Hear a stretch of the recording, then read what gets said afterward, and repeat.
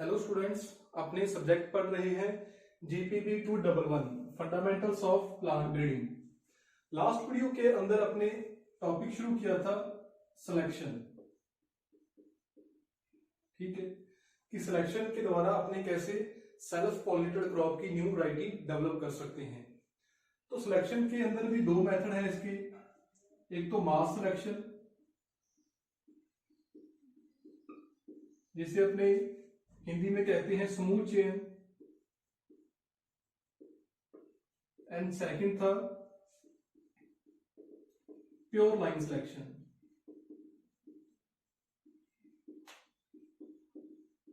Pure line selection को हिंदी में कहते हैं शुद्ध वंशक्रम चयन। शुद्ध वंशक्रम चयन। तो लास्ट वीडियो के अंदर जो अपना फर्स्ट टॉपिक है मास सिलेक्शन, ये कंप्लीट हो गया था। आज की इस वीडियो में अपना टॉपिक होगा प्योर लाइन सिलेक्शन या शुद्ध वंशक्रम चयन। तो सबसे पहले अपने साइंटिस्ट की बात करें कि प्योर लाइन सिलेक्शन के बारे में किसने बताया था। सबसे पहले ये जो प्रिंसिपल है प्योर लाइन सिलेक्शन का या प्योर लाइन के बारे में किसने बताया था, तो साइंटिस्ट है जॉनसन। साइंटिस्ट का नाम क्या है? जॉनसन। सबसे पहले जॉनसन ने प्योर लाइन के बारे में बताया था या शुद्ध वंशक्रम के बारे में बताया था। फिर अपने देखते हैं इसकी डेफिनेशन कि प्योर लाइन किसे कहते हैं। ठीक है, डेफिनेशन अपने किसकी पढ़नी है? प्योर लाइन की। मतलब शुद्ध वंशक्रम किसे कहते हैं?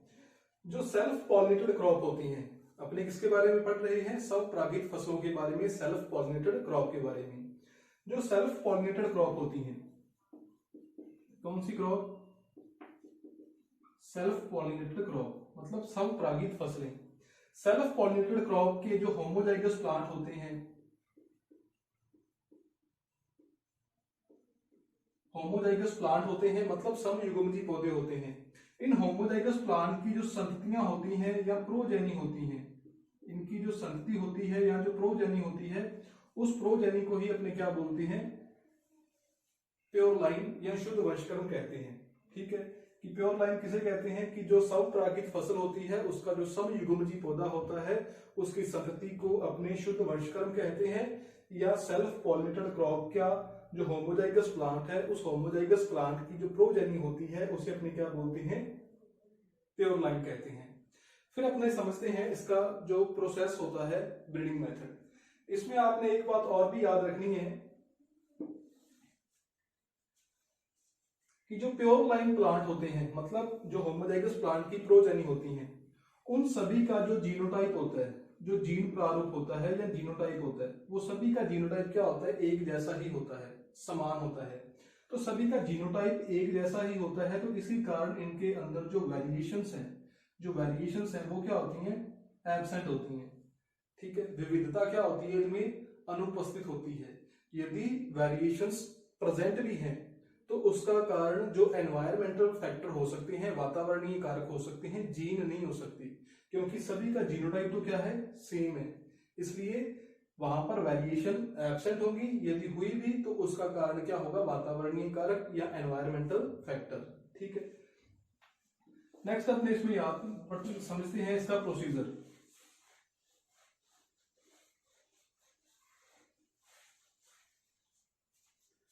एडिंग हो जाते हैं अपने किसके बारे में पढ़ रहे हैं? प्योर लाइन सिलेक्शन के बारे में।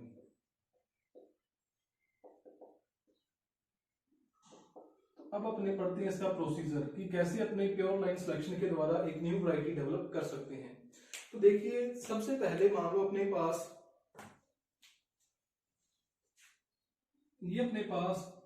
प्लांट की एक क्या है? पॉपुलेशन है। ठीक है, और अपने पास काफी सारे, इस पॉपुलेशन के अंदर काफी सारे क्या है? प्लांट्स हैं। और इस पॉपुलेशन के अंदर क्या है? वेरिएशंस प्रेजेंट है, विविधताएं उपस्थित हैं। मतलब इस पॉपुलेशन में जो प्लांट हैं उन सभी के कैरेक्टर अलग अलग हैं, यहां पर वेरिएशंस प्रेजेंट हैं। तो अपने क्या करना है? इन वेरिएशंस में से जो डिजायर कैरेक्टर वाले प्लांट्स को आपने सिलेक्ट कर लेना है। डिजायर कैरेक्टर वाले प्लांट का आपने सिलेक्शन कर लेना है। ठीक है, इस प्रकार कि ये अपने पास एक पॉपुलेशन थी जिसमें काफी सारे प्लांट थे, उनमें वेरिएशन प्रेजेंट थी। इस पॉपुलेशन में से अपने डिजायर करेक्टर वाले प्लांट का सिलेक्शन कर लेते हैं। ठीक है, फिर इसके बाद क्या होता है, ये तो था अपना फर्स्ट ईयर, पहला साल। दूसरे साल अपने क्या करेंगे, जो सिलेक्टेड प्लांट है, ठीक है, इन सिलेक्टेड प्लांट के जो सीड है इनको आपने मिक्स नहीं करना था। ठीक है, जो सिलेक्टेड प्लांट है इनके बीजों को आपने अलग अलग रखना था। फॉर एग्जांपल ये 1 नंबर प्लांट है, ये 2 नंबर, ये 3 नंबर प्लांट, ये 4 नंबर प्लांट। 1 नंबर प्लांट के बीजों को आपने अलग रखना था, 2 नंबर प्लांट के बीजों को आपने अलग रखना था, 3 नंबर प्लांट के बीजों को आपने अलग रखना था, और 4 नंबर प्लांट के बीजों को आपने अलग रखना था। इनको आपस में मिक्स नहीं करना था। फिर क्या करना है, अपना जो सेकंड ईयर होगा, सेकंड ईयर में जो आपने सीड अलग अलग रखे हैं सिलेक्टेड प्लांट के, इनको अलग अलग रोज के अंदर बोना है। इसे अपने कहते हैं एकल पादप संततियां उगाना। क्या बोलते हैं, एकल पादप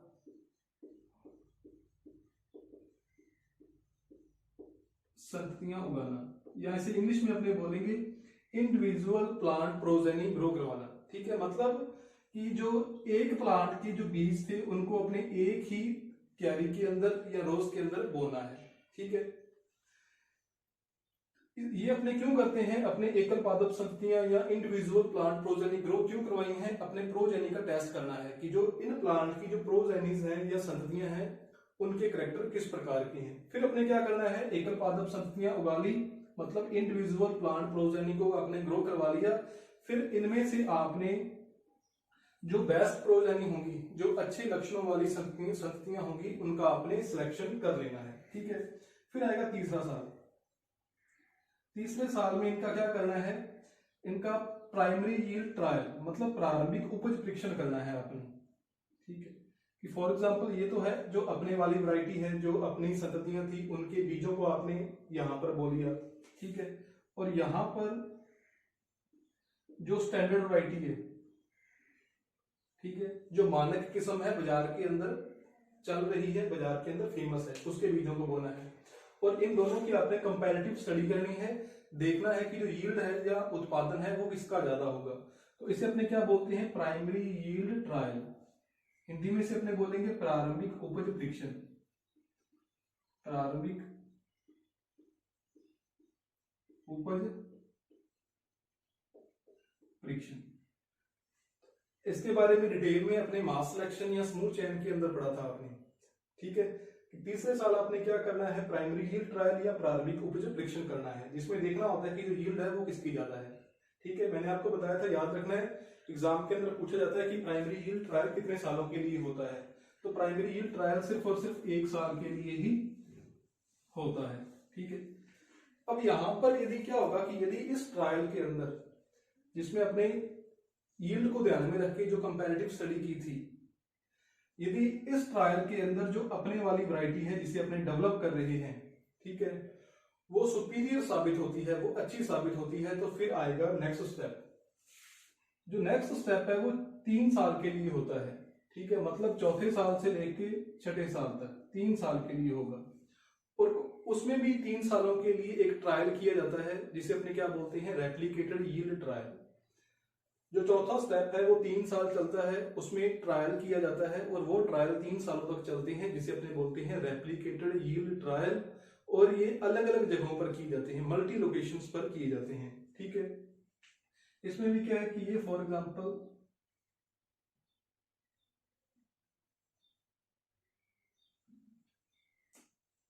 अपनी वाली वैरायटी के सीड थे, और यहां पर क्या आ जाएंगे, जो स्टैंडर्ड वैरायटी है। ठीक है, उनको साथ साथ बोया जाता है, उनकी एक जैसी देखभाल की जाती है। और जो अपना ट्रायल है इसे अपने क्या बोला है, replicated yield trial. Replicated yield trial, Hindi में से अपने बोल सकते हैं पुनरावर्ती उपज परीक्षण। और ये 3 सालों के लिए किया जाता है। कितने सालों के लिए किया जाता है, 3 सालों के लिए किया जाता है, और अलग अलग जगहों पर किया जाता है, मल्टी लोकेशंस पर किया जाता है। ठीक है, इसमें क्या ध्यान रखते हैं, इसमें अपने ध्यान में रखना है कि यील्ड किसकी ज्यादा होगी, जो रेजिस्टेंट पावर है वो किसकी ज्यादा होगी। मतलब ब्रीडिंग ऑब्जेक्टिव के अंदर आपने जितने भी ऑब्जेक्टिव पढ़े थे उन सभी के बारे में ध्यान रखा जाता है कि जो अपने वाली वैरायटी है वो सभी कैरेक्टर के अंदर जो स्टैंडर्ड वैरायटी है उसकी तुलना में अच्छी होनी चाहिए। तो ये होता है रेप्लिकेटेड यील्ड ट्रायल के अंदर। याद रखना है कि ये ट्रायल 3 सालों के लिए होता है और मल्टी लोकेशन साइट पर होता है। यदि इस ट्रायल के अंदर भी अपने वाली वैरायटी सुपीरियर साबित होती है तो फिर आता है नेक्स्ट स्टेप, जो आता है 7वें साल। ठीक है, इसमें क्या होता है कि यदि अपने वाली वैरायटी यहाँ पर सुपीरियर साबित होती है तो फिर अपने वाली वैरायटी के जो सीड्स होते हैं उनका मल्टीप्लीकेशन किया जाता है, मतलब उसे वैरायटी के रूप में डिक्लेयर कर देते हैं और उनके सीड्स का मल्टीप्लीकेशन करते हैं और उसके सीड को जो फार्मर्स होते हैं उनके अंदर डिस्ट्रीब्यूट कर दिया जाता है। ठीक है, तो ये अपना प्योर लाइन सिलेक्शन था। मतलब प्योर लाइन सिलेक्शन के द्वारा यदि आपने कोई वैरायटी डेवलप करनी है, तैयार करनी है, तो कम से कम 7 साल लगेंगे। ठीक है, ये जो आपने यहाँ पर प्रोजेनी टेस्ट किया है, जिस प्रोजेनी टेस्ट के अंदर आपने इंडिविजुअल प्लांट प्रोजेनी ग्रो करवाई थी, इसे अपने रिपीट भी कर सकते हैं। यदि अपने को डिजायर करेक्टर वाले प्लांट नहीं मिले तो अपने इसे रिपीट भी कर सकते हैं, ये साइंटिस्ट पर डिपेंड करता है। लेकिन यदि इस प्रोसेस के द्वारा आपने कोई नई वैरायटी डेवलप करनी है तो कम से कम 7 साल लगेंगे, ज्यादा भी लग सकते हैं, लेकिन 7 से कम नहीं लगेंगे। ठीक है, तो ये होता है अपना प्योर लाइन सिलेक्शन। यदि आपने प्योर लाइन सिलेक्शन के अंदर यदि ये जो प्राइमरी यील्ड ट्रायल था या रेप्लिकेटेड यील्ड ट्रायल था, इसके बारे में डिटेल में पढ़ना है कि ये क्या होता है, तो आप इससे पहले वाली वीडियो देखिए जो थी मास सिलेक्शन। तो ये अपने सिलेक्शन के 2 ही मेथड थे, एक तो मास सिलेक्शन, दूसरा प्योर लाइन सिलेक्शन, जिनके द्वारा अपने सेल्फ पॉलिनेटेड क्रॉप की न्यू वैरायटी डेवलप करते हैं। दोनों ही कंप्लीट हो गए। नेक्स्ट वीडियो के अंदर अपने पढ़ेंगे हाइब्रिडाइजेशन के बारे में। हाइब्रिडाइजेशन के बारे में बेसिक अपने पढ़ लिया कि हाइब्रिडाइजेशन क्या होता है, कितने टाइप का होता है, इसका जो प्रोसेस होता है वो कैसे होता है। नेक्स्ट अपने स्टार्ट करेंगे इसके मेथड, जो कि 4 मेथड हैं। कौन कौन से हैं? एक तो पेडिग्री मेथड है, बैकक्रॉस मेथड है, बक मेथड है, एक मल्टी लाइन ब्रीडिंग मेथड है। तो नेक्स्ट वीडियो के अंदर अपने जो हाइब्रिडाइजेशन के मेथड है उनके बारे में पढ़ेंगे। यदि इसमें आपको कोई भी डाउट है तो आप कमेंट बॉक्स में कमेंट करके या जूम क्लास पर जो आपकी डाउट क्लास होती है उसमें आप पूछ सकते हो। Thank you.